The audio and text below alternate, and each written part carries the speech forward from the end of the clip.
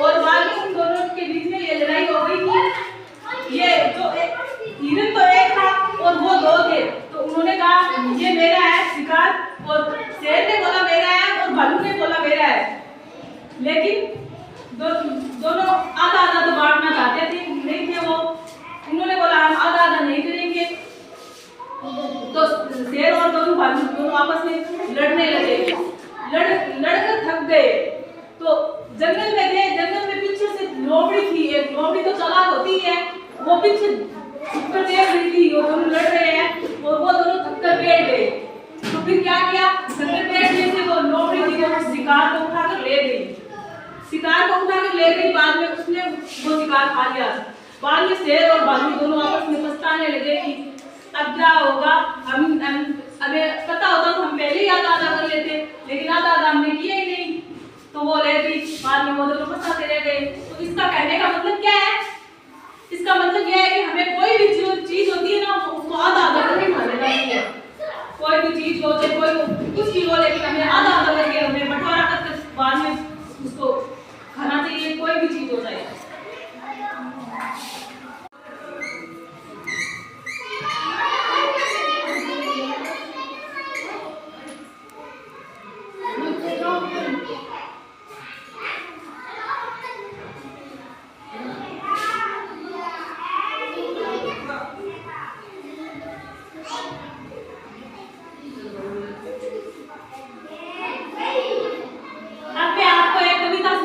आपको उस कविता को पीछे पीछे बोलना है, ठीक है?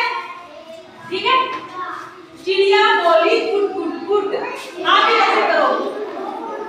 मुझको दे दो दो बिस्किट, भूख लगी तो खाऊंगी, खाकर फिर सो जाऊंगी, दूध मलाई रखी है, उसमें पड़गी मक्खी है, कैसे खाऊं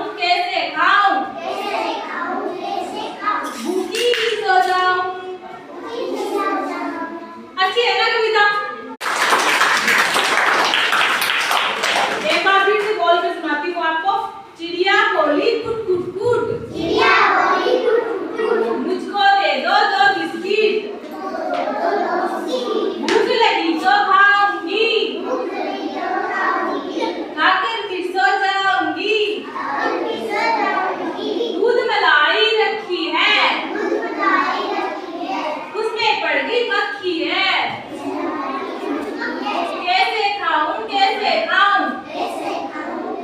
शाबाश, बहुत बढ़िया।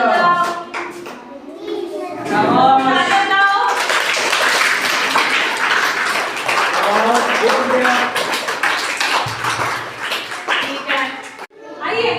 बोलना आता आपको? याद नहीं हुई? आपको बार बार सुनाऊंगी ना तब याद हो जाएगी ये, ठीक है ना? ठीक है।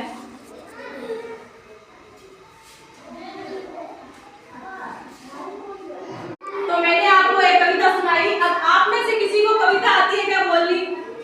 आती है तुम्हें? खड़ी हो चलो। आपका नाम क्या है? आरती।